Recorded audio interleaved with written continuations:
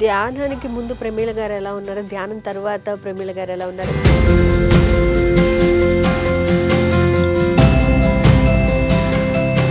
మరి ప్రమీల గారి life ambition ఏంటండి? ధ్యానము చేద్దామురో అన్నలారా, శ్వాసను పడదామురో. ధ్యానం వైపేనా? సో మనకి పత్రిజీ ఎప్పుడు చెప్తూ ఉంటారండి, ఆటలు పాటలు చదువులు పనులు ధ్యానం. వీటన్నింటికి ధ్యానం అనేది మీకు బాగా హెల్ప్ అయిందా? ధ్యానం వల్లే నేను ఇవన్నీ చేయగలిగాను. భయం ఉండేదా మీకు? అసలు భయపడేదాన్ని కాదండి.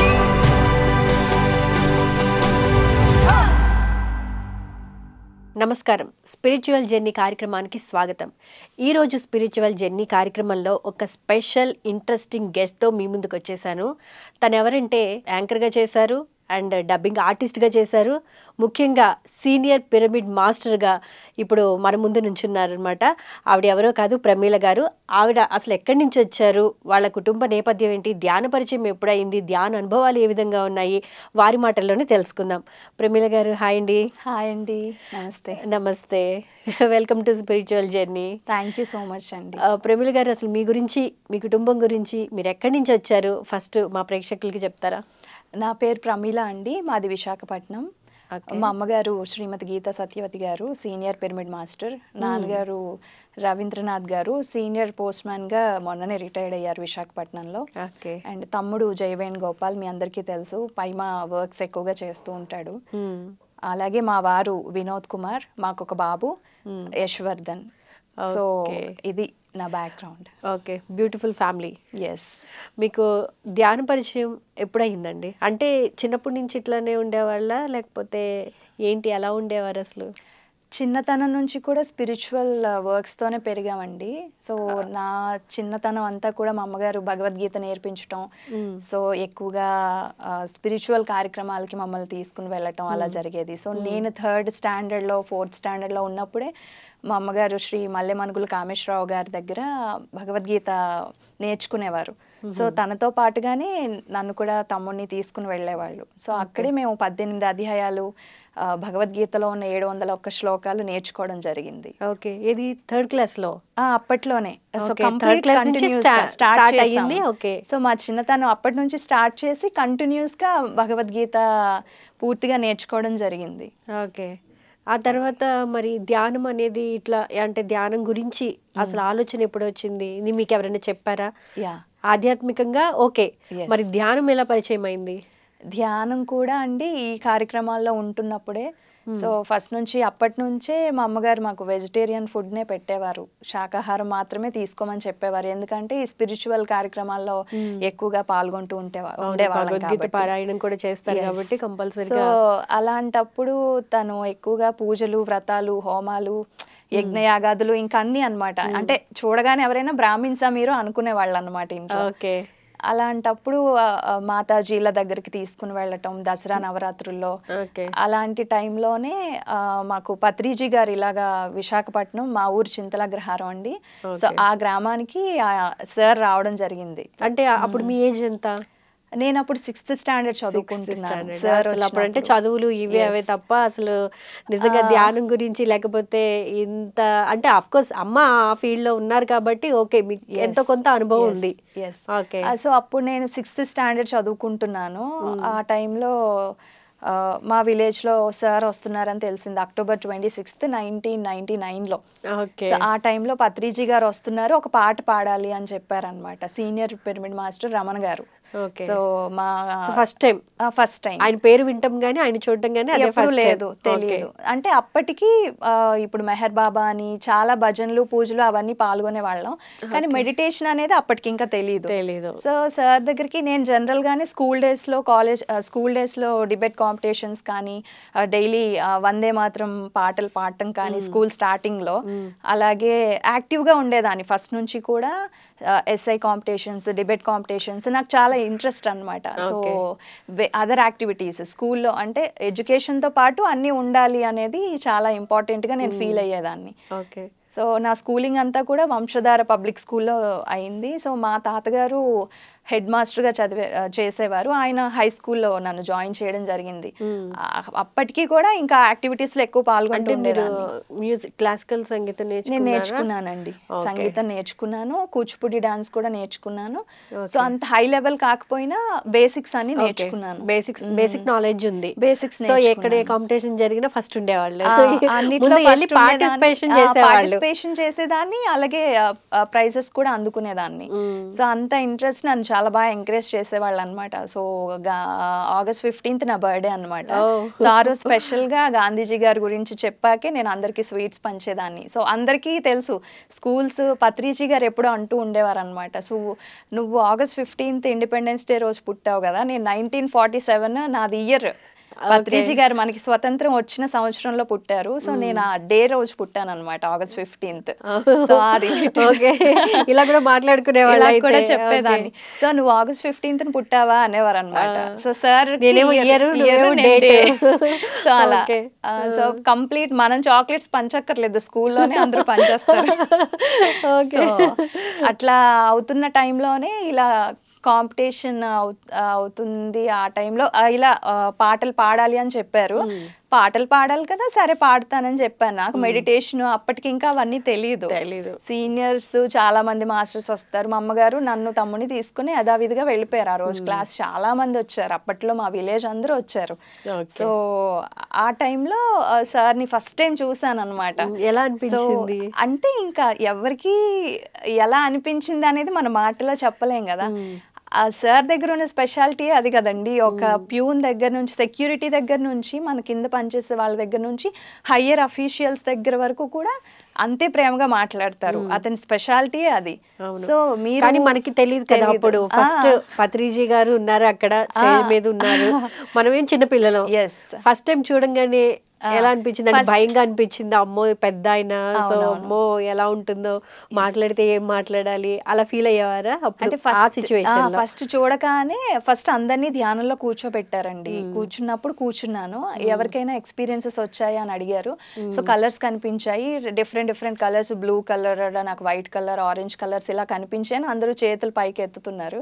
సో అందులో నేను కూడా అలాగే పార్టిసిపేట్ చేశాను. సో నెక్స్ట్ పాటలు పాడాలి. కలర్ కనిపించింది అప్పుడు? నేను చెప్పాను కదా, బ్లూ కలర్, నాకు ఆరెంజ్ కలర్ కనిపించింది అని. సో అలా నేను కూడా చెప్పాను. అందరిలాగే నేను చేతులు పైకి ఎత్తాను, అంతే అయిపోయింది కదా. నాదేంటి రోల్, పాటలు పాడమని చెప్పారు, ఓకే నేను పాడతాను, నాకు ఇంట్రెస్ట్. సో అలా వచ్చాను మెడిటేషన్ కి. అయితే పాటలు పాడమని పిలిచినప్పుడు ఒక్కొక్కరు 1 by 1 వెళ్ళాలి కదా. సో అందరూ 2-3 అయిన తర్వాత నన్ను పిలిచారు. నేను మెల్లగా స్టేజ్ ఎక్కుకుంటూ వెళ్ళి సార్ అక్కడ కూర్చున్నారు, నేను పాట పాడుతున్నాను. అది నాకు ఇంకా గుర్తుంది. సో రాజా మూవీలో ఏదో ఒక రాగం పాట పాడాను అనమాట. పాడండి మరి అయితే ఇప్పుడు కూడా.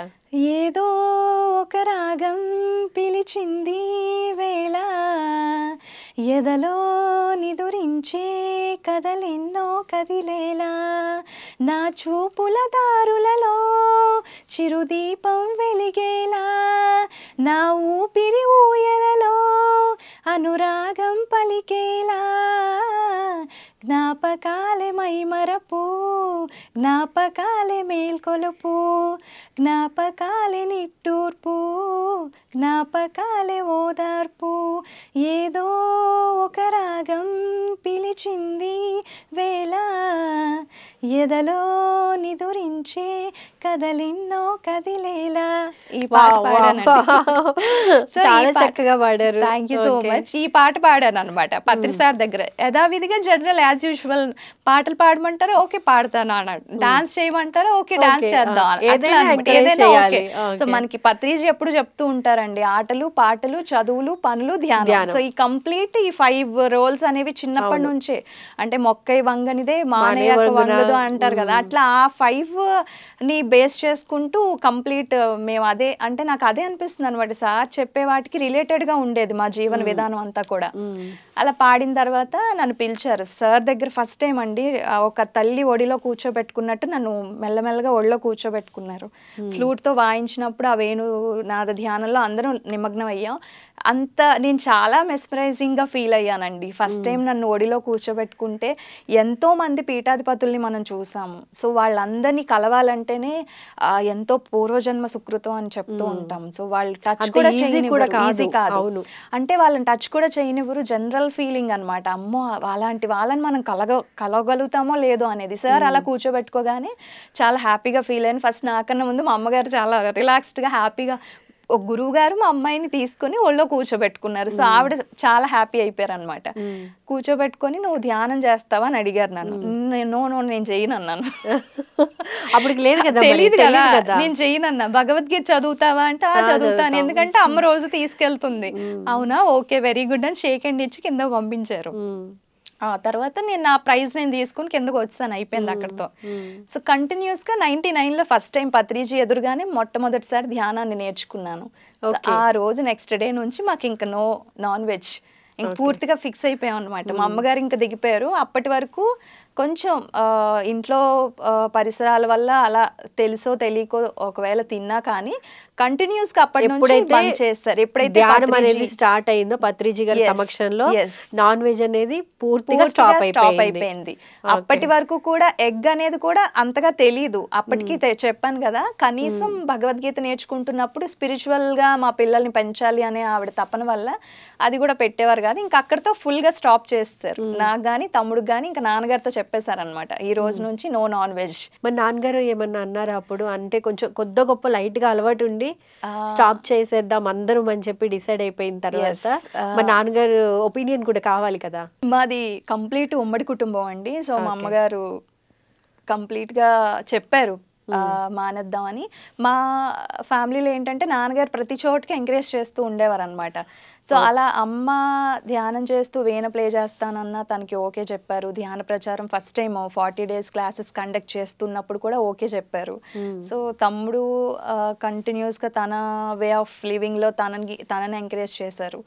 సో నేను ఇలా ఉన్న రిస్ట్రిక్షన్స్ అనేవి ఎప్పుడు పెట్టలేదు. సో ఏదైతే ఇంట్రెస్టో అదే. ఇంకా అక్కడ నాకు స్కూలింగ్ అంతా అలా అయిపోయింది. ఇంకా కంప్లీట్ మానేసాము, స్పిరిచువల్ వేలోనే పెరిగాము పూర్తిగా. స్కూలింగ్ స్టాప్ చేశారా? లేదు, స్టాప్ చేయలేదు. కంప్లీట్ 10th వరకు అయిపోయింది. 10th తర్వాత నేను అదే హై స్కూల్లో ఇంకా కంప్లీట్ చేసి నా ఇంటర్మీడియట్ వచ్చేసరికి మెడికల్ ల్యాబ్ టెక్నాలజీ చదివాను నా స్కాలర్షిప్తో, Pendurthi government junior college. So తర్వాత పైడా డిగ్రీ కాలేజ్లో బిఎస్సి బయోటెక్నాలజీ చదివానండి. చదివే టైంలోని అప్పట్లో ఇంకా ఇంటర్ అవ్వంగానే పెద్ద పెద్ద గోల్స్ పెట్టుకోవాలని చెప్తూ ఉంటారు పత్రిజీ. కంప్లీట్గా మన లైఫ్లో మనం ప్రతి ఒక్కరం కూడా ఏదైనా ఒక గోల్ సాధించాలి, ఒక అంబిషన్ అంటూ ఉండాలి లైఫ్లో. అది మనకి ఫుల్ ఫ్లెడ్జ్డ్గా హ్యాపీనెస్ ఇస్తుంది. లైఫ్ని మనం సార్థకత చేసుకోవాలి ఎప్పుడు కూడా.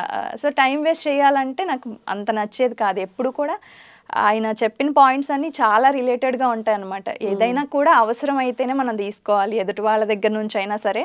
అవసరం కానిది మనం ఏది కూడా మనం ఆశించకూడదు అనేది ఎక్కువ చెప్తాను. సో అలాగా ఇంకా మాది మిడిల్ క్లాస్ ఫ్యామిలీ అయినప్పటికీ కూడా మమ్మల్ని కూడా చాలా ఉన్నతంగా పెంచారనమాట. సో కంప్లీట్ ఆ లెవెల్స్, స్పిరిచువల్ వేలో పెరిగే విధానం, మంచి అలవాట్లు, మంచి జీవన శైలి, సో మంచి ఆధ్యాత్మిక జీవన విధానం, ఈ కట్టుబాట్లతో మేము పెరిగాం. సో ఆ టైంలోనే ఇంటర్ అవ్వగానే డిగ్రీ జాయిన్ అయ్యాను. ఈ ఎప్పుడైతే యాక్టివిటీస్ అన్ని ఎలాగో పార్టిసిపేట్ చేస్తూ ఉంటాను, ఇంకా మైండ్ సెట్ అంతా చదువు కంటే కూడా ఎడ్యుకేషన్తో పాటు నాకు ఇంకా అదర్ యాక్టివిటీస్ మీద ఎక్కువ ఉండేది కాన్సన్ట్రేషన్. సో అప్పటికి అమ్మ కూచిపూడి డాన్స్ అది నేర్పిస్తూ ఉండేవాళ్ళు. అలాంటి టైంలోనే డాక్టర్ జీకే గారు వాళ్ళ వైఫ్ పద్మ, సో వీళ్ళ ద్వారా ఎంజాయ్మెంట్ సైన్స్ అకాడమీ అంటే ఆనందో బ్రహ్మ అనే కార్యక్రమాలు స్టార్ట్ చేశారు అప్పట్లో, మెడిటేషన్ కార్యక్రమాలు. సో ఆ టైంలో వాళ్ళు ఏంటంటే ఎక్కడైనా స్పిరిచువల్ కార్యక్రమాలు అంటే ఎక్కువ మంది రారు. సో ఇలా ఎంజాయ్మెంట్ సైన్స్ అకాడమీ కార్యక్రమాలు పెట్టి వాళ్ళ మెయిన్ మోటో ఉండాలి, అట్ ద సేమ్ టైం ధ్యానము కి సంబంధించిన ప్రోగ్రామ్స్ కూడా ఉండాలి. ఆ ఇంటర్ చదువుకునే టైంలోనే వాళ్ళు అలా పెట్టినప్పుడు వాళ్ళ మెయిన్ మోటో ఏంటంటే భజనానందం, విషయానందం, ఆత్మానందం. సో ఈ 3 కాన్సెప్ట్స్తో పెట్టుకుని ఆ ప్రోగ్రామ్స్ కండక్ట్ చేస్తూ ఉండేవాళ్ళు. ఆ టైంలోనే పత్రిజీ దగ్గర ఫస్ట్ టైం ఇంకొక 3 ధ్యానమిత్రులతో కలిసి ధ్యానము చేద్దామురో అన్నలారా అనే పాటకి ఫోక్ సాంగ్ నేర్చుకొని కర్నూలు ధ్యాన మహాయజ్ఞంలో ఫస్ట్ టైం మేము అక్కడ పార్టిసిపేట్ చేయడం జరిగింది, డాన్స్ పార్టిసిపేట్ చేయడం జరిగింది. సో ఆ పాటని పత్రిజీ ప్రతి ఊరు ప్రతి పల్లె వెళ్ళి అందరూ డాన్స్ చెయ్యాలి అని చెప్పేవారు అనమాట. సో అలా సాంగ్ ధ్యానము చేద్దామురో పాడండి అయితే ఒకసారి. ధ్యానము చేద్దామురో అన్నలారా, శ్వాసను పడదామురో అన్నల్లారా, అక్కల్లారా, అమ్మల్లారా, అయ్యల్లారా, పిల్లల్లారా, పెద్దల్లారా, ధనికుల్లారా, పేదల్లారా, ధ్యానము చేద్దామురో అన్నలారా, శ్వాసను పడదామురో అనే పాటకి మేము డాన్స్ చేస్తూ ప్రతి విలేజెస్ లో ఆ పాటకి మేము డాన్స్ చేస్తూ అక్కడ ధ్యానం యొక్క ప్రాముఖ్యతని ఆ విధంగా వివరించేవాళ్ళం. పత్రిజీ స్వయంగా పాడిన పాట ఇది. ఒక పాటతో మొత్తం చెప్పేసేసారు, ఎందుకంటే కంప్లీట్ వయసుతో సంబంధం లేదు కదా, ఏం చేస్తున్నారో సంబంధం లేదు, ఏదన్నా చేయండి, దాంతో పాటు ధ్యానం చేయండి కదా. ఆ పాట వింటేనే అందులో ఉన్న అర్థం అంతా తెలిసిపోతుంది మనకి. సో ఎవరైనా విన్నా కూడా ఆ పాటని మేము డాన్స్ చేస్తూ చాలా ధ్యాన మహాయజ్ఞాల్లో అలా చేస్తూ ఉండేవాళ్ళం. ఆ టైంలోనే నేను యాంకరింగ్ కూడా చేసేదాన్నండి ధ్యాన మహాయజ్ఞాలు, ధ్యాన మహాచక్రాలు టైంలో. సో పత్రిజీ గారి సమక్షంలో, పత్రిజీ గారు ఎదురుగా ఉన్నప్పుడే చాలా కార్యక్రమాలు, మన స్పిరిచువల్ పైమా కార్యక్రమాలు కావచ్చు, ధ్యానం కార్యక్రమాలు, ఇలా అలా యాంకరింగ్ చేస్తూ వచ్చేదాన్ని ఆ టైంలోనే. సో చిన్నతనంలో ఈ స్పిరిచువాలిటీతో పాటు నా ఇంట్రెస్ట్ కూడా నేను ఎక్కువగా, అంటే మీరు ధ్యానం చేయడం పక్కన పెట్టండి, పాటలు పాడేవారు, నాట్యం నేర్చుకున్నారు, తర్వాత యాంకరింగ్ అన్నారు, వీటితో పాటు చదువు కూడా. వీటన్నింటికి ధ్యానం అనేది మీకు బాగా హెల్ప్ అయిందా? నాకు ధ్యానం అనేది చాలా హెల్ప్ అయిందండి. ధ్యానం వల్లే నేను ఇవన్నీ చేయగలిగాను. ఇప్పుడు next coming to the point అదే. సో అక్కడ నేను నేర్చుకున్న యాంకరింగ్ ఏదైతే నేను స్టేజ్ షోస్ పైన అక్కడ చేశానో, సో కంప్లీట్ నాకు ఒక అవేర్నెస్ పెరిగింది అనమాట. ఓహో నా ఇంట్రెస్ట్ ఇదనమాట. నన్ను మా ఫ్రెండ్స్ కూడా ఏంటంటే, సో అదర్ యాక్టివిటీస్ ఎక్కువ ఉన్నాయి కాబట్టి వేరేగా ట్రై చేయి, నువ్వు సింగింగ్ ట్రై చేయి, లేకపోతే నువ్వు ఒక మంచి డబ్బింగ్ ఆర్టిస్ట్ గా ట్రై చేయొచ్చు, యాంకర్ గా ఉండొచ్చు. సో ఇట్లా నాకు కొంచెం సజెస్ట్ చేస్తూ ఉండేవాళ్ళు. నాకు ఫ్రెండ్స్ తక్కువ అండి ఫస్ట్ నుంచి కూడా. నేను ఎక్కువగా మెయింటైన్ చేసేదాన్ని కాదు. అంటే నా వే ఆఫ్ లివింగ్, నా వే ఆఫ్ లైఫ్ స్టైల్ నాకు సరిపోయేది అనమాట. అంటే ఏ నేర్చుకోవాలి, బుక్స్ చదవటం, తర్వాత నన్ను బాగా ఇంకొక విషయం, నన్ను బాగా ఉత్తేజపరిచిన పుస్తకాలు కూడా చాలా ఉన్నాయండి. ధ్యానంలో నా అంతర్యాత్రలు, తర్వాత బాగా బుక్స్ చదివేవారు, బుక్స్ కూడా చదువుతూ ఉండేదాన్ని. ఏది బాగా ఇష్టమైన పుస్తకం ఏంటంటే? The monk who sold his Ferrari పుస్తకం నాకు చాలా ఇష్టం. అండ్ ధ్యానంలో నా అంతర్యాత్రలు, ఆల్కెమిస్ట్, ఇంకా పరశువేది. సో ఇలా ఎన్నో పుస్తకాలు, పత్రిజీ రాసినటువంటి మరణం లేని తులసి దళం, నెక్స్ట్ మన మరణం లేని మీరు, లిండా గుడ్మెన్. చదువుతున్నప్పుడు మీ ఫీలింగ్ ఏంటి? ఎలా ఫీల్ అయ్యేవారు? కంప్లీట్ చదివేటప్పుడు మాత్రం నాలెడ్జ్ గెయిన్ చేస్తామండి. ఆ నాలెడ్జ్ ద్వారా మనం నేర్చుకున్న విషయాలు అవన్నీ మనం చాలా రియలైజ్ అవుతాం. విషయాలు మనకి తెలియకుండానే ఫిజికల్ లైఫ్ తర్వాత స్పిరిచువల్ లైఫ్ రెండు బ్యాలెన్స్డ్గా చేయటం అనేది చాలా కష్టమైన పనే. అది నిజంగా ఎంతో ఉన్నత స్థితికి వెళ్తే కానీ వాళ్ళు బ్యాలెన్స్ చేయలేరు. సో కంప్లీట్ లైఫ్ని మనం నిజంగా మనం ఆస్వాదించాలి అని అంటే చాలా న్యూట్రల్గా ఉండాలి. అది నార్మల్ వాళ్ళకి రాదు ఆ స్టేట్. అది ఎంతో సాధన చేసిన వాళ్ళకి మాత్రమే వస్తుంది. సో అందరూ అనుకుంటారు ఎక్కువ గంటలు చెయ్యాలి, అదొక ప్రాక్టీస్ లాగా. మా అమ్మగారు చేసేవారు. మేము స్కూల్కి వెళ్ళిపోయిన తర్వాత తను మార్నింగ్ 10 o'clock స్టార్ట్ చేసి నైట్ 6 o'clock మళ్ళీ ఈవినింగ్ మేము వచ్చే వరకు తలుపు గడ ఓపెన్ చేసే వరకు ఆవిడ చేసేవారు. సో నేను ఎక్కువగా అంత ఎక్కువ మెడిటేషన్ అయితే ఎక్కువ చేయలేదండి. 1 hour 2 hours-లోనే డీప్ స్టేట్కి వెళ్ళేదాన్ని. సో ఆ 2 hours ఒక మహా అయితే 3 hours-లోనే మ్యాక్సిమం ఎర్లీ మార్నింగ్ 4 to 6 బ్రహ్మముహూర్తం టైంలో ఎక్కువగా చేస్తూ ఉండేవాళ్ళం. సో ఆ టైంలోనే సో కంప్లీట్ నేను మంచి ఎక్స్పీరియన్సెస్ పొందేదాన్ని. Astral travelling. ధ్యానానికి ముందు ప్రమీల గారు ఎలా ఉన్నారు, ధ్యానం తర్వాత ప్రమీల గారు ఎలా ఉన్నారు? వీరు ఫస్ట్ నుంచి చదువులో టాపరేనా? నేను యావరేజ్ అండి, నార్మల్. అంటే మరీ అంత టాపర్ కాదు, అలాని చదవను అని కాదు, చదువుతాను. సో మిగతా యాక్టివిటీస్ వల్ల అంత ఏంటో అండి. చిన్నప్పటి నుంచి ఒక మోటో ఉండేదన్నమాట. ఏంటంటే మా అమ్మగారు హోంవర్క్స్ ఇచ్చారు కదా స్కూల్స్లో, హోంవర్క్స్ ఇస్తే హార్డ్ వర్క్స్ అని ఎక్కువ, అంటే ఎక్కువ హోంవర్క్స్ని బాగా ఫస్ట్ రాసేదాన్నంట. చిన్న చిన్న వర్క్స్ ఏముందిలే చిన్నవే కదా తర్వాత చేసేదాన్నంట. అదేంటో అంటే కష్టాలన్నీ ఫస్ట్ ముందు అనుభవించేసి సో సుఖాలు వచ్చేసరికి లాస్ట్లో ఫేస్ చేయాలనేది మరి కాన్సెప్ట్ ఏమో తెలియ, చిన్నప్పటి నుంచి చాలా చేస్తూ ఉండేదాన్ని. ఇంకా ఎప్పుడు అమ్మతోనే క్లాసెస్కి వెళ్ళిపోయేదాన్ని చిన్నప్పటి నుంచి. ముందు ప్రమీల ఎలా ఉండేదంటే కొంచెం మెడిటేషన్ కంటే ముందు కొంచెం నాకు భయం ఎక్కువ లేదండి, భయం ఏం లేదు. చిన్నప్పటి నుంచి డేర్గా ఉండేవారు. డేరింగ్ అండ్ డేరింగ్ అంతే, డాషింగ్ లేదు, ఓన్లీ డేరింగ్ వరకే. సో డేరింగ్ ఎక్కువ చాలా. అంటే ఎలా అంటే కంప్లీట్ పత్రిజీ గారిని కలిసిన దగ్గర నుంచి ఆ కాన్ఫిడెన్స్ లెవెల్స్ ఇంకొంచెం పెరిగాయి అన్నమాట. సో ఆ లెవెల్ ఆఫ్ థింకింగ్ కానీ, ఆ సార్తో మాట్లాడిన తర్వాత కానీ, ఇంకా మన గురువు, ఇంకా మీ అందరికీ మనందరికీ తెలుసు కదా, కంప్లీట్ మాట్లాడేటప్పుడు కానీ, మనతో ఉన్నప్పుడు కానీ, ఒక ఫ్యామిలీలో మనం కలిసిపోయి ఉన్నప్పుడు ఎలా ఉంటామో, సో అలాంటి ట్రీటింగ్ ఉండేది సార్ దగ్గర. సో సార్ దగ్గర ఉండాలి అని తపన పడేవాళ్ళు కొన్ని లక్షల మంది ఉంటారు. మనం చాలా ఆర్గనైజేషన్స్ వాళ్ళని చూస్తూ ఉంటాం.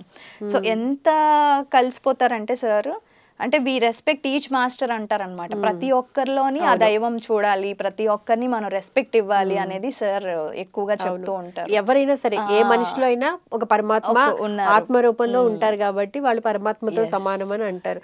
ఎదుటి వాళ్ళని గౌరవించాలి, మనల్ని మనం గౌరవించుకోవాలి ఫస్ట్. సో నా జర్నీ అంతా కూడా ఇలా స్పిరిచువల్గా, అలాగే నాకున్న ఇంట్రెస్ట్లతో పాటు స్పిరిచువల్ లైఫ్, తర్వాత ఫిజికల్ లైఫ్లో చెప్పాలంటే నా ఇంట్రెస్ట్లో ఆ రెండు నేను బ్యాలెన్స్ చేసుకుంటూనే వచ్చానండి ఇప్పటి వరకు కూడా. ఇంకా కంప్లీట్ సార్తో ఎప్పుడైతే పరిచయం కలిగిందో ప్రతిసారి ట్రెక్కింగ్స్కి వెళ్ళడం, మెడిటేషన్ చెప్పడం. ఇప్పుడు ఎంహెచ్సి అని చెప్పాను కదా, మెడిటేషన్ హెల్త్ క్లినిక్లో ఏంటంటే నేను స్కూల్కి వెళ్తూనే సాటర్డే సండేస్ ఆ టైంలో స్టూడెంట్స్కి క్లాసెస్ చెప్పడం, ధ్యానం క్లాసెస్ చెప్పడం. అలాగే తమ్ముడు నేను కలిసి హైదరాబాద్ పత్రిజీ గారి ఇంటి వద్దకి మా అమ్మగారు 40 days మాకు హాలిడేస్ ఇచ్చినప్పుడు ఇక్కడ చైతన్యపురి కాలనీలో పైమా క్లాసెస్ అవుతూ ఉండేవి ఆ టైంలో. ఫస్ట్ గ్రూప్ స్టార్ట్ చేశారు ఆ టైంలో. అప్పుడు పత్రిజీ గారి ఇంటికి వేసవి సెలవుల కోసం మమ్మల్ని పంపించారు సమ్మర్ హాలిడేస్కి ఫస్ట్ టైం. మా 10th అయిందనమాట ఇంకా. సో ఆ టైంలో పంపించినప్పుడు పత్రిజీ దగ్గర మేము ఎక్కువ రోజులు గడపడం జరిగింది. వాళ్ళ మదరు, సారు, వాళ్ళ వైఫ్, పత్రిజీ గారి పిల్లలు పరిమళ అక్క, పరిణిత అక్క, వీళ్ళందరితో మేము స్పెండ్ చేయడం జరిగింది హైదరాబాద్లో. ఆ టైంలోనే పత్రిజీ గారు ఎక్కడికైనా క్లాసెస్కి వెళ్ళేటప్పుడు నాకు చెప్పేవారు అనమాట, మా అమ్మగారు ఉన్నారు, నువ్వు నేను పాడిన పాటలకి డాన్స్ చేసి చూపించు అని.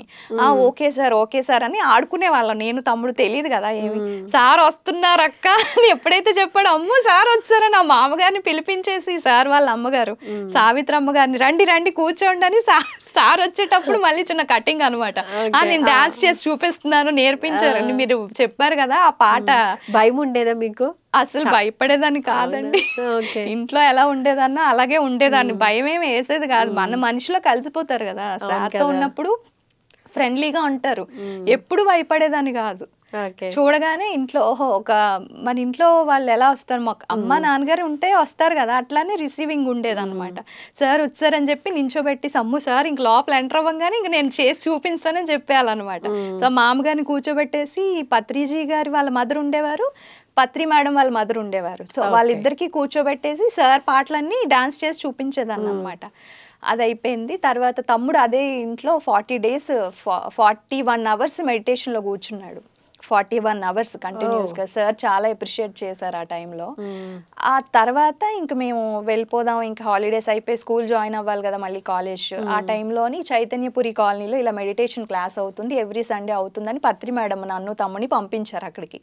సో ఏంటా అని తెలుసుకునేసరికి అక్కడ సీనియర్ పిరమిడ్ మాస్టర్స్ అందరూ అప్పట్లో చాలా బాగా వాళ్ళు వర్క్ చేసేవారు హైదరాబాద్లో. యూత్ అందరికీ కూడా వాళ్ళు చాలా inspiration, starting batch. So Pradeep గారు కావచ్చు, సంపత్ గారు, ప్రబోధ్ గారు, ప్రాణహిత అక్క, ఇలా భగవద్గీత అని చాలా మంది అప్పట్లో ఉన్న యంగ్ జనరేషన్ అందరికీ వాళ్ళు చాలా ఇన్స్పిరేషన్ ఆ టైంలో. సో వాళ్ళు చెప్పే టైంలోనే నేను తమ్ముడు వెళ్ళాము, చూసాము. వాళ్ళు ఇంగ్లీష్ బ్రాచర్స్ అవి రిలీజ్ చేసి పంచేవాళ్ళు అనమాట. సో ఇంగ్లీష్ బ్రాచర్స్ రిలీజ్ చేసినప్పుడు చాలా మందికి అర్థం కాదు కదా. సో ఇంగ్లీష్లో అప్పుడు ఏంటంటే వాళ్ళకుండే బడ్జెట్ బట్టి వాళ్ళ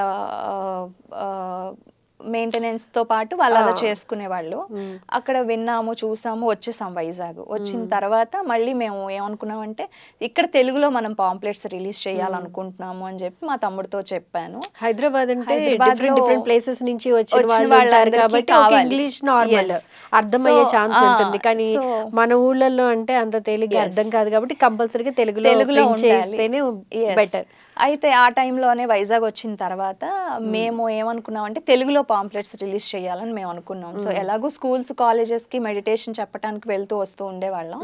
సో ఆ టైంలో నేను, తమ్ముడు, ఇంకా కొంతమంది ఫ్రెండ్స్తో కలిసి మీరు స్కూల్స్ కి కాలేజెస్ కి ఇప్పుడు మెడిటేషన్ గురించి చెప్పడానికి వెళ్ళేవాళ్ళని చెప్పి రెస్పాన్స్ ఎలా ఉండేదండి? రెస్పాన్స్ చాలా బాగుండేదండి. అదేంటో తెలియదు కానీ కాలేజీలో ప్రిన్సిపల్ గారితో మాట్లాడిన తర్వాత ఇలా కాలేజ్లో నాకు ఇంకా కొంచెం ఎక్కువ రెస్పాండ్ అయ్యేవారు అనమాట. నేను అప్పటికే డాన్స్ కాంపిటీషన్స్ కానీ మ్యూజిక్ కాంపిటీషన్స్ కానీ ఎక్కువ అటెండ్ అవుతూ ఉండేదాన్ని కదా, ఎక్కువ మా కాలేజ్ నుంచే స్టార్ట్ చేశాను నేను. సో ఆ ప్రిన్సిపల్ గారు, ఈ మేడమ్స్, లెక్చరర్స్ అందరూ బాగా రెస్పాండ్ అయ్యేవారు అనమాట నేను వెళ్ళి అడిగేసరికి. సో అందరిని అసెంబ్ల్ చేసేవారు, కాలేజ్ అందరూ వచ్చేవారు. సో మెడిటేషన్ చెప్పడానికి చాలా మంచి వాళ్ళు యాక్సెప్టెన్సీ చాలా బాగుండేది. సపోర్టింగ్ ఎన్ని క్లాసెస్ ఉన్నా ఒక అరగంట కూర్చోవాలి అనేసరికి అందరినీ తీసుకొచ్చేవారు. సో ఆ టైంలో నేను, తమ్ముడు, ఇంకా కొంతమంది ఫ్రెండ్స్ అలా వెళ్ళి మెడిటేషన్ క్లాసెస్ చెప్తూ మన బ్రాచెస్ పత్రిజీ గారి మెడిటేషన్ పాంప్లెట్స్ని అందరికీ పంచి వచ్చేసేవాళ్ళం. సో ఆ తర్వాత మాకేమనిపించిందంటే మన పాకెట్ మనీతో మనం తెలుగులో పైమ మైత్రేయ రిలీజ్ చేద్దాము అని చెప్పి అనుకుంటే దానికి ఒక వేదిక కావాలి. సో రిలీజ్ చేయటం అనేది అంటే పాంప్లెట్స్ అయితే చేసేస్తాము, వాళ్ళకి ఇవ్వడానికి కావాలి కదా, ఎవరికి ఇస్తాం తెలియదు. సో ఆ టైంలోనే 2006లో మా అమ్మగారు పోర్ట్ స్టేడియంలో 5,000 మంది స్టూడెంట్స్తో పత్రిజీ గారితో ధ్యానం క్లాస్ పెట్టించారు.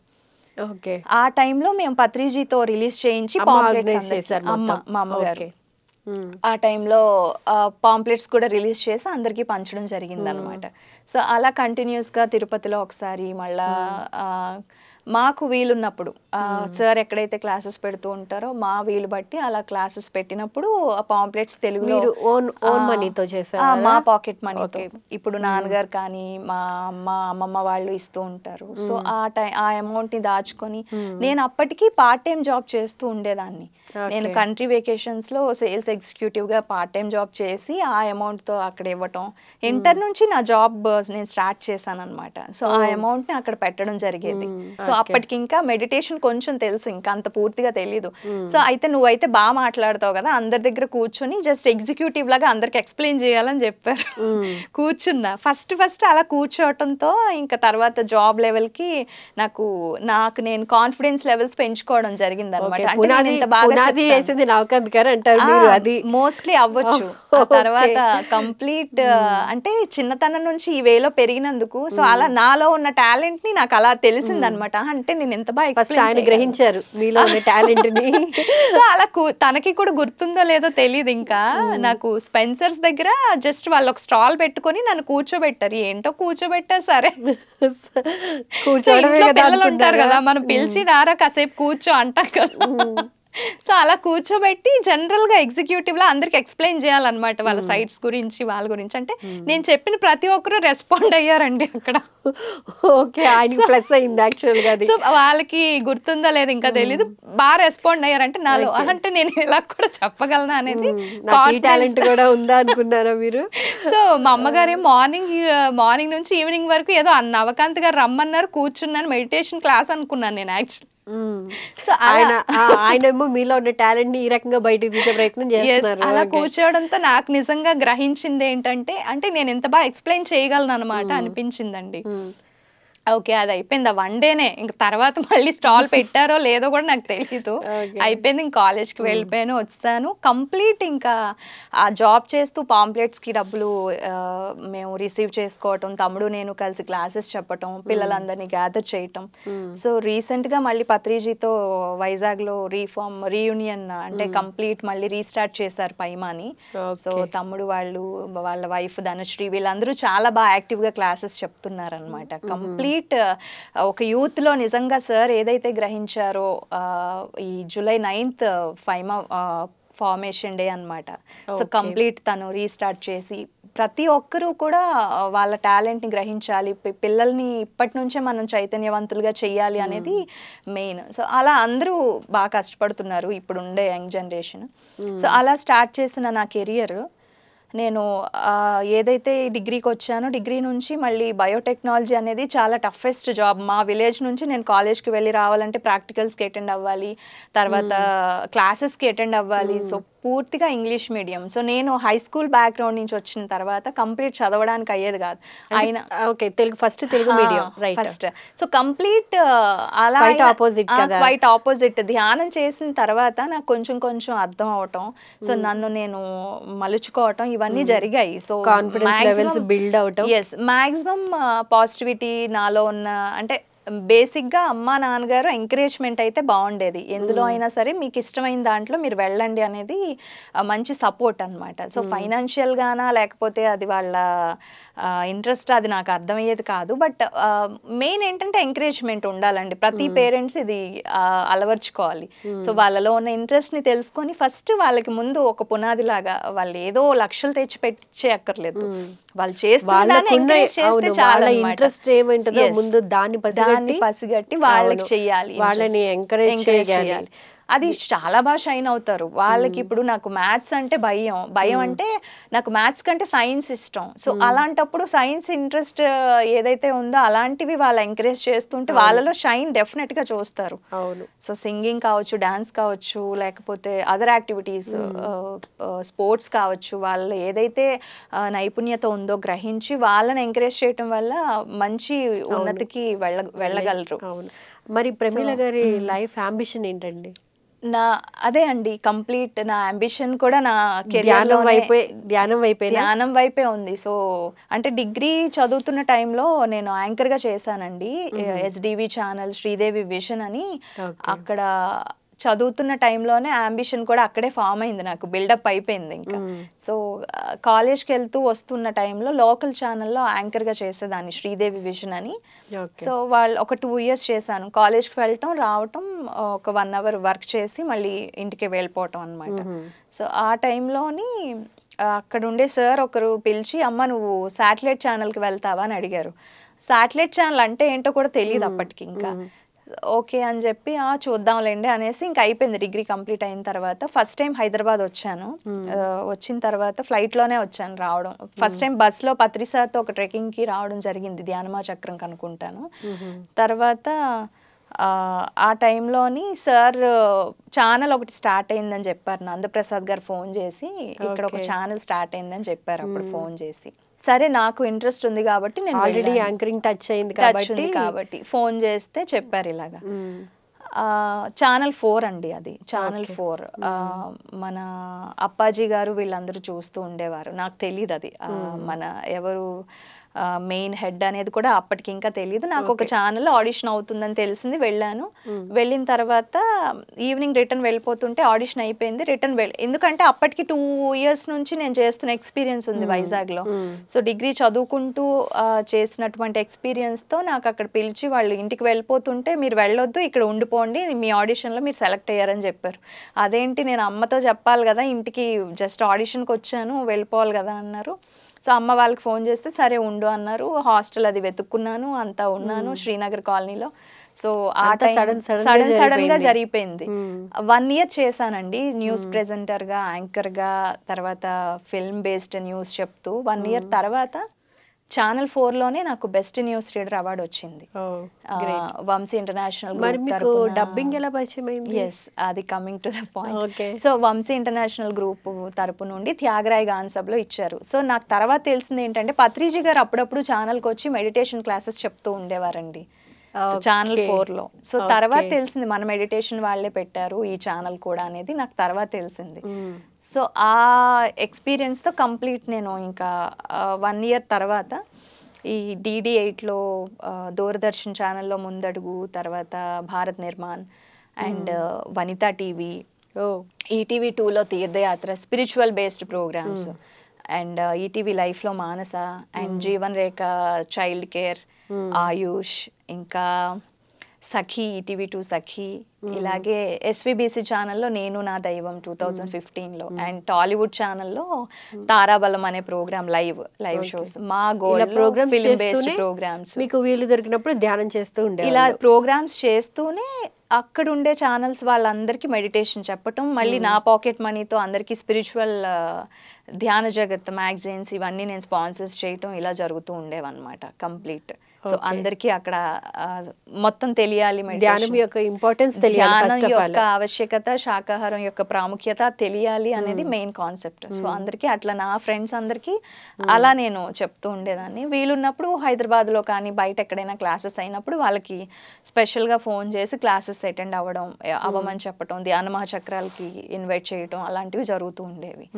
సో అలా జరుగుతున్న టైంలోనే నేను చిన్నతనంలోనే ఆల్ ఇండియా రేడియో స్టేషన్లో నాకు 3 years కూడా ఉండవు, ఆ టైంలో 14 months అనుకుంటాను, చిట్టి చిలకమ్మ అనే పాట పాడానంట. మా బాబాయ్ చెప్తూ ఉంటారు అనమాట, అతను తీసుకెళ్లారు ఆల్ ఇండియా రేడియో స్టేషన్లో. సో ఆ టైంలో నేను కంప్లీట్ నాకున్న టాలెంట్ని మా ఇంట్లో వాళ్ళే ఫస్ట్ గుర్తించారండి. ఇంకా అలా అలా పైకి వస్తూ ఉన్న టైంలో ధ్యానం తెలిసిన తర్వాత ఇంకొంచెం నన్ను నేను మెరుగుపరుచుకోవటం, నాకు నేను షైన్ చేసుకోవటం ఇలాంటివన్నీ జరిగాయి అన్నమాట. తర్వాత ఇంకా బయటికి రావాలనిపించలేదు. ఈ మీడియా ఫీల్డ్ కొంచెం ఏదైతే అలవాటైందో బియాండ్, అంటే మన బాండింగ్స్తో మనం ఉంటూనే చక్కగా మనల్ని మనం షైన్ చేసుకోవచ్చు అనేది, అలా చేస్తూ ఉన్న టైంలోనే పిఎంసి పైమా ఛానల్ ఒకటి స్టార్ట్ చేశారు. సో అందులో సీతాయినం అనే పుస్తకానికి ఆడియోస్ చెప్పాను. తర్వాత కొన్ని చిన్న చిన్న వీడియోస్ చేయటం జరిగింది. మారిషస్ తెలుగు రేడియో స్టేషన్కి భగవద్గీత ధ్యానం గురించి అప్పుడప్పుడు ఆన్లైన్లో కొన్ని వాయిస్ ఆడియోస్ పంపిస్తూ ఉంటాను.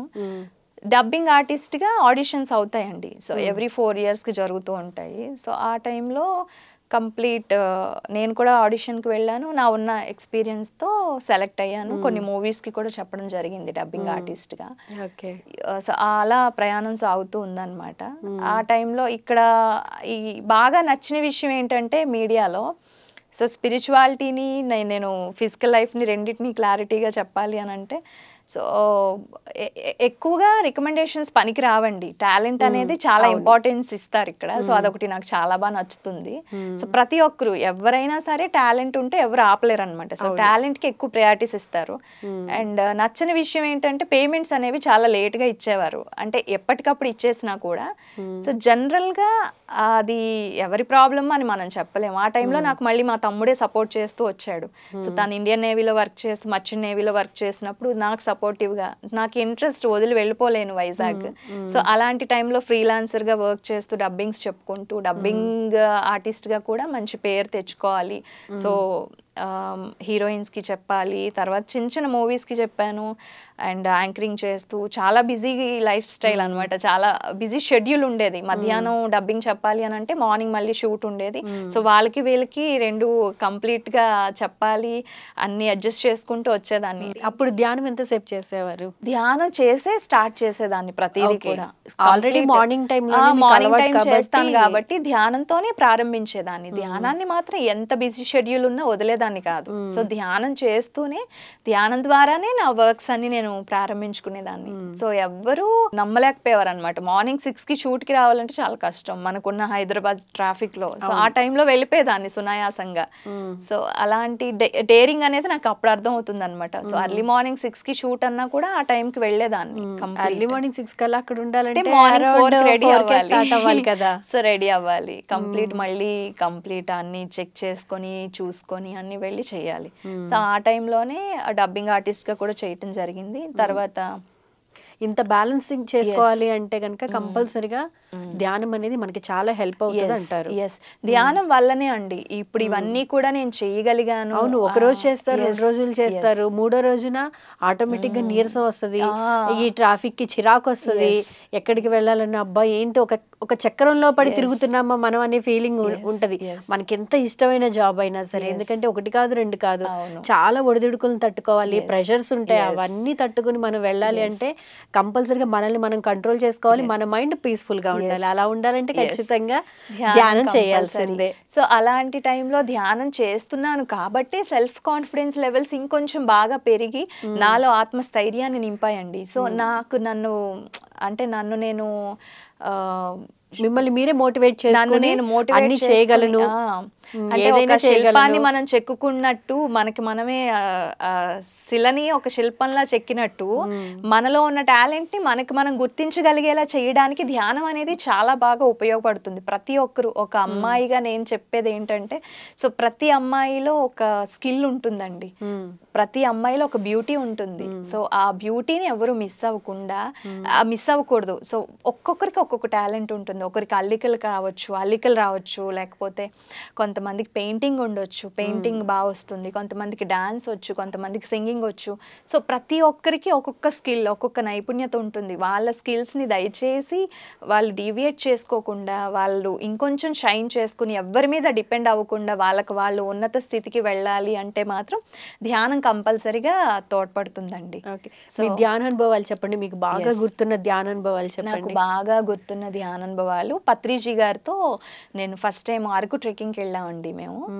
ఆ అరకు ట్రెక్కింగ్ లో అందరూ నించొని పేర్లు చెప్తున్నారు. సార్ ఒక్కొక్కరిని పిలిచి ఎక్స్పీరియన్సెస్ చెప్పమంటారు కదా, సో ఎక్స్పీరియన్సెస్ చెప్పమన్నప్పుడు వినిపించట్లేదు ఎవరికి. సార్ పిలిచి నీ పేరు చెప్పు అన్నారు. నా పేరు ప్రమీల అన్నాను. కొట్టండి అయ్యా క్లాప్స్ అన్నారు. ఏంటో నాకు అర్థం కాలేదు ఫస్ట్. చూడండి పేరు చెప్పడంలో కూడా ప్రొనౌన్సియేషన్ ఎంత గట్టిగా చెప్పింది ఆ అమ్మాయికి, క్లాప్స్ కొట్టండి అన్నారు. ఓకే అని చెప్పి, నాకు పత్రిజీ గారి ధ్యానంలో అందరినీ వేణు ఊది ధ్యానం చేయిస్తున్నప్పుడు కృష్ణుడు ధ్యానం చేసి చుట్టూ గోపికలు కృష్ణుడు చుట్టూ తిరుగుతున్నట్టు ధ్యానానుభవం కలిగింది సార్ అన్నాను అనమాట. Very nice experience madam, you are super, very senior most pyramid master. మంచి అందరిలాగే ఎంకరేజ్మెంట్ బాగుండేది. ఏదైనా చెయ్యాలి అని అంటే చెయ్యమని ఎంకరేజ్ చేసేవారు అనమాట. నవకాంత్ గారు చెప్పారనమాట పత్రిజీతో, ప్రమీల ఎరగదీస్తుంది, ఛానల్ 4లో మంచి వర్క్ చేస్తుంది, స్పిరిచువల్ వర్క్తో పాటు అందరికీ మెడిటేషన్ ఎక్స్ప్లెయిన్ చేయడంతో పాటు న్యూస్ ప్రెజెంటర్గా, న్యూస్ రీడర్గా, యాంకర్గా బాగా చేస్తుంది అని చెప్పారనమాట. సార్ ఒకటే ఒక మాట అన్నారండి, నువ్వు ఎప్పటికైనా సెలబ్రిటీవి అవుతావులే, సో నువ్వు ఎప్పటికైనా సెలబ్రిటీవి అవుతావులే అన్నారు. ఆ రోజు నేను మర్చిపోలేనమాట. అది నాకు రియల్ ఎక్స్పీరియన్స్. సార్ నోట్లోంచి ఒక మాట వేదవాక్లా అది వినేసరికి, సో నిజంగానే సెలబ్రిటీని అయ్యానన్నంత ఫీలింగ్ కలిగింది అన్నమాట. ఎందుకంటే పత్రిజీ గారి నోటి నుంచి ఒక మాట మన గురించి వస్తే, అందులోనూ మనల్ని ఎంకరేజ్ చేసేలాగా మాట. సో ఆ మాట నేను ఎప్పటికీ తలుచుకుంటూ ఉంటానన్నమాట. సో అంటే ఎన్ని రకాలు ఒడిదుడుకులు వచ్చినా అది ఏ రకంగా కావచ్చు, కొంతమందికి ఫైనాన్షియల్ గా రావచ్చు, కొంతమందికి హెల్త్ ప్రాబ్లం రావచ్చు, కొంతమందికి ఫ్యామిలీ పరంగా రావచ్చు, కొంతమందికి సొసైటీ పరంగా రావచ్చు. సో ఎన్ని రకాలు వచ్చినా అనే ధ్యానాన్ని మాత్రం మేము ఎప్పుడూ వదలలేదండి. సో ధ్యానం ఎందుకు అంటే అదే బలం, అదే బలం, అదే సో ఎలాంటి సిచ్యువేషన్స్ లో అయినా అప్పుడే కదా తెలుస్తుంది రియల్ మెడిటేషన్ అనేది. సో భగవద్గీతలో శ్రీకృష్ణ పరమాత్మలు చెప్తూ ఉంటారు, దేనికి బాధపడద్దు. సో అంటే పత్రిజీ గారు ఈ మాట కూడా చెప్పారు, కోరి సాధించరాదు, కోరక వచ్చింది కాదని రాదు, వస్తుంటే సంబరపడరాదు, పోతుంటే అయ్యో పోతుందని బాధపడరాదు. సో అలాగా ఆ యొక్క మోటివేషన్స్ ఆయనకి వాళ్ళ గురువు గారు సదానంద యోగి గారు చెప్పారు ఆ మాట. సో అలాగా భగవద్గీత నేర్చుకుని మనం ఇప్పుడు చూస్తే, మనం IIM Indian institute of management లో భగవద్గీత అనేది ఒక సబ్జెక్ట్ వాళ్ళకి. సో ప్రతి ఒక్కరు మోటివేట్ అవ్వాలంటే భగవద్గీత అనేది చిన్నతనం నుంచి నేర్చుకోవాలండి. పిల్లల దగ్గర నుంచి పెద్దవాళ్ళ వరకు కూడా ధ్యానం అనేది చివరాఖరి శ్వాసలో ఉన్నప్పుడే చెయ్యాలని లేదు. భగవద్గీత అనేది ఇప్పుడు నేర్చుకుంటే తప్పు అని కాదు, ఇప్పటి నుంచి నేర్చుకుంటేనే వాళ్ళలో ఆ షైనింగ్ వస్తుంది, వాళ్ళు లైఫ్ పర్పస్ అనేది తెలుస్తుందండి. భగవద్గీత అనేది మాత్రం చిన్న పిల్లలు ఉన్నప్పటి నుంచే నేర్చుకోవాలి, ప్రతి ఒక్కరూ ఇది తెలుసుకోవాల్సిన విషయం. సో ఎప్పుడైతే నేను ఆ చిన్నప్పుడే ఆ విషయాలన్నీ తెలుసుకోగలిగానో, సొసైటీ తరపున రావచ్చు, బయట నుంచి ఏ విషయాలు వచ్చినా అంతగా పట్టించుకునేదాన్ని కాదనమాట. ఇలాంటి టైంలోనే 2012లో రత్నాకర్ గారు ధ్యాన మహాయజ్ఞానికి వచ్చారు. మన సత్యసాయి బాబా తాలూకా శిష్యులు, సో వాళ్ళ ఫ్యామిలీ తరపు నుంచి రత్నాకర్ గారు రావడం జరిగింది. ఆ టైంలో మేము ఎంట్రన్స్ సార్కి వెల్కమ్ చెప్తూ రత్నాకర్ గారు వచ్చిన వేళ విశేషం సందర్భంలో వెల్కమ్ సాంగ్ చేశారు. అప్పటికి నేను యాంకరింగ్ చేస్తూ ఉండేదాన్ని 2012 ధ్యాన మహాయజ్ఞం, ధ్యాన మహాచక్రం టైంలో. సో ఆ టైంలో పత్రిజీ చుట్టూ మన పిరమిడ్ మాస్టర్స్ అందరూ కూర్చొని ధ్యానం చేస్తున్నారు. నేను సార్ చుట్టూ తిరుగుతూ డాన్స్ చేయడం జరిగింది. సో ఆ టైంలో పెద్ద సెన్సేషన్ న్యూస్ కూడా అయింది. సో సార్ చుట్టూ తిరుగుతూ డాన్స్ చేసిన అమ్మాయి నేనే. సో ఎస్, ఆ రత్నాకర్ గారిని ఇన్వైట్ చేసిన టైంలో, ఆ టైంలోనే ఒక అమ్మాయిగా చెప్తున్నాను, ఇది ఒక మంచి ఆపర్చునిటీ. ఆ శక్తి అనేది ధ్యానం వల్ల నాకు లభించింది అనమాట. సో ధ్యానం అనేది మన లోపల ఎటువంటి లోపాలున్నా అధిగమించవచ్చు. సో అంతేకాదు, ఒకరికి మనం చెప్పాము అని అంటే మోటివేట్ చేసుకోవాల్సింది ఫస్ట్ మనల్ని మనమే క్వశ్చన్ చేసుకోవాలండి. సో ఎప్పుడైతే మనల్ని మనం షైనింగ్ చేసుకుంటామో అప్పుడు ఇంకొంచెం ఈజీగా వాళ్ళకి ఇన్స్పిరేషనల్గా మనం చెప్పగలుగుతాం అనమాట. సో ఇప్పటికీ నాకు రోల్ మోడల్ మా అమ్మమ్మ గారండి. ఎందుకంటే ఆవిడకి ఒక 80 years ఉంటాయి. సో 4 o'clockకి లేచి ఎర్లీ మార్నింగ్ 3 o'clockకి మార్కెట్కి వెళ్ళి వస్తూ ఉంటారు. మానేయచ్చు కదా అంటే మానరు. అంటే ఇది నా జాబ్, నేను చేసుకుంటాను, నాకు ఇష్టం, నేను చేసుకుంటాను అంటారు. అంటే ఏది తక్కువ కాదు, కానీ ఆవిడకున్నటువంటి ఇండివిజువాలిటీ నన్ను ఇన్స్పైర్ చేసేలా చేసిందనమాట. ఆవిడ నాకు ఆదర్శం, రోల్ మోడల్ అంటే ఎవరంటే మా అమ్మమ్మ సూర్యకాంతం గారనే చెప్తాను ఇప్పటికీ కూడా. అంటే ఉండిపోవచ్చు కదా, అంటే ఇంత ఇండివిజువాలిటీ ఉండాలా, అవసరం లేదు, జస్ట్ మామూలుగా పిల్లలు చూసుకుంటారు. కానీ ఆ ఏజ్లో కూడా అంటే ఒక ఆడపిల్ల సొసైటీలో ఉండి అంత గర్వంగా ఉండాలి అని అంటే మనం ఎన్ని రకాలుగా మనం మలుచుకోవచ్చో, ఎన్ని ఏమంటారు, ఎన్ని రకాలు మనకి కల్పిస్తుందో నేచర్ ఎప్పటికప్పుడు. సో అవన్నీ యూనివర్స్ మనకు ఇస్తుంది, ఆ పవర్, శక్తి అనేది అది మనం సరిగ్గా యూటిలైజ్ చేసుకోగలిగితే మాత్రం మనం సాధించదంటూ ఏది ఉండదండి. రైట్, అసలు చాలా చక్కగా చెప్పారు ప్రమీల గారు. మీ స్పిరిచువల్ జర్నీ విశేషాలను మాతో సరదాగా ఒక 2-3 పాటలు పాడి కూడా చాలా చక్కగా షేర్ చేసుకున్నారు. మాకు అంటే మీరు ధ్యానం చేసేటప్పుడు మీరు ఎలా ఫీల్ అయ్యేవారో, పత్రిజీ గారితో మీకున్న అనుభవాలు ఎలా ఉన్నాయో చాలా చక్కగా వివరించారండి. మరొక మాట, సో మీరు లైఫ్ అంబిషన్, లైఫ్ గోల్ గురించి అడిగారు. సో లైఫ్ అంబిషన్ కూడా చెప్పేస్తానండి. సో మీడియాలో ఉండే ప్రతి ఒక్కరూ ధ్యానులుగా మారాలి. సో మీడియాలో భయపడకుండా ప్రతి ఒక్కరూ వాళ్ళని వాళ్ళు ఉన్నతంగా షైన్ చేసుకోవాలి అంటే ధ్యానం కంపల్సరీ ఉండాలి. అలాగే ప్రతి ఒక్కరూ శాకాహారులుగా మారాలి. అండ్ సార్ మాకు ఇచ్చిన ఒక ప్రాజెక్ట్ ఉందండి, విశాఖపట్నం వచ్చినప్పుడు 2021లో. అక్కడ ఎవరైనా వైజాగ్ వచ్చినప్పుడు విజిట్ చేయండి మీరు అందరూ. పెందుర్తి సర్కిల్ దగ్గర రాంపురం అని ఉందన్నమాట, విశాఖపట్నం దగ్గర సాధు మఠం. చిన్నతనం నుంచి ఆ సాధు మఠంలో 2021లో శ్రీమద్ భగవద్గీత పిరమిడ్ అని సార్ శంకుస్థాపన చేయడం జరిగింది ఆ ప్లేస్కి. అక్కడ సాధువులు, పీఠాధిపతులు ఎంతో మంది తపస్సు చేసిన ప్లేస్ అన్నమాట. సో అక్కడ మనకి సాధు మఠం తరపు నుంచి పిరమిడ్ కట్టించాలి అనేది ఒక సంకల్పం. సో ఈ సంకల్పంలో భాగంగా మా అమ్మగారు కృషి చేస్తున్నారు. దీనితో పాటుగా ఇది వరకు అండమాన్ అటువంటి ప్లేసెస్లో గీతా జయంతి టైంలో 18 గీతా జయంతి చెయ్యాలనేది అమ్మగారి సంకల్పం. సో ఆ టైంలో కంప్లీట్గా 701 శ్లోకాలు రావాలి అనేది సంకల్పం. సో ఈ ఒక మహత్కార్యంలో అందరూ పాల్గొనాలి అనేది నేను కోరుకుంటున్నాను. మీ కోరిక తప్పకుండా నెరవేరాలని నేను కోరుకుంటున్నాను. సో మచ్ అండి. అండ్ నా లైఫ్లో బెస్ట్ థింగ్ ఏంటంటే, నేను 2012 ఆ టైంలోనే ధ్యాన మహాయజ్ఞాలు, ధ్యాన మహాచక్రాలు జరుగుతున్న టైంలోనే నాకు గ్యాప్ వచ్చింది కొంచెం. ఆ గ్యాప్లో నేను ఒక 6 months పాటు, ఇప్పుడు మనకి కడతాల్లో మహేశ్వర మహాపిరమిడ్ ఎలా అయితే ఉందో, బెంగళూరు పిరమిడ్ వ్యాలీ ఉంది, one of the 7 wonders of Bengaluru అన్నమాట, తెలుసు కదా మీ అందరికీ. సో అక్కడ నేను 6 months వాలంటీర్గా వర్క్ చేయడం జరిగిందనమాట. ఆ టైంలో GCSS జరిగింది. GCSS టైంలో మన స్పీకర్స్ ఎవరైతే ఉన్నారో, ఈ డాన్ పారిస్ గారు, ఇలోనా సిల్కే గారు, ఎరిక్ గారు, షాన్ డేవిడ్ మార్టిన్, సో ఇలాంటి వాళ్ళందరి సాంగత్యంలో నేను ధ్యానం చేయడం జరిగిందనమాట. ఇది one of the best experiences నాకు. ఆ టైంలోనే న్యూటన్ గారు, లక్ష్మి గారు, వీళ్ళందరికీ నేను ఆతిథ్యం ఇవ్వాలి వాళ్ళకి. సో ఆ GCSS టైంలో ఏదైతే ఆ 1 week పీరియడ్ టైంలో వాళ్ళని నేను చూసుకునే భాగ్యం నాకు కలిగిందనమాట. సో మోస్ట్లీ ఆ ప్లేస్లో అక్కడ ధ్యానం చేయటం, మన యొక్క శక్తిని ఇంకొంచెం పెంపొందించుకోవటానికే కాదు, మన లోపల ఏదైతే పాజిటివిటీ ఉందో అది ఇంకా ప్రపంచానికి తెలియచేయటానికి పత్రిజీ గారు ఎంతో మహోత్కార్యాన్ని ప్రారంభించి పిరమిడ్ వ్యాలీ కావచ్చు, మహేశ్వర మహాపిరమిడ్, ఇలా చాలా పిరమిడ్స్కి శంకుస్థాపన చేసి ఇంతవరకు కార్యాచరణ పూర్తి చేసి ఇప్పుడు రిలాక్స్డ్గా నేను ఎక్కడికి వెళ్ళట్లేదు, మహేశ్వర మహాపిరమిడ్లోని ఈ ప్రాంగణంలోనే నేను కూడా తపస్సు, నేను కూడా సాధన చేసుకోవాలని ఆయన ఎప్పుడు ఇంకా సో మనకి పర్మనెంట్గా అక్కడే మనకి ఎప్పుడు దర్శనం ఇస్తారు. సో ఈ కార్యక్రమంలో ఇంత భాగస్వాములు అయ్యి ప్రపంచం అందరినీ ఒక దగ్గరికి చేర్చినటువంటి పిరమిడ్ స్పిరిచువల్ సొసైటీ మూవ్మెంట్కి, అలాగే పిరమిడ్ మెడిటేషన్ ఛానల్ టీమ్కి, అలాగే పత్రిజీ గారి ఫ్యామిలీ అందరికీ కూడా నేను ధన్యవాదాలు తెలియజేసుకుంటున్నానండి. Thank you so much. Thank you so much Pramila garu. Right అండి, ఇదండి ఈరోజు స్పిరిచువల్ జర్నీలో సరదాగా ప్రమీల గారితో జరిగిన స్పిరిచువల్ జర్నీ విశేషాలు. రేపటి ఎపిసోడ్లో మళ్ళీ కలుసుకుందాం. అంతవరకు సెలవు. నమస్కారం.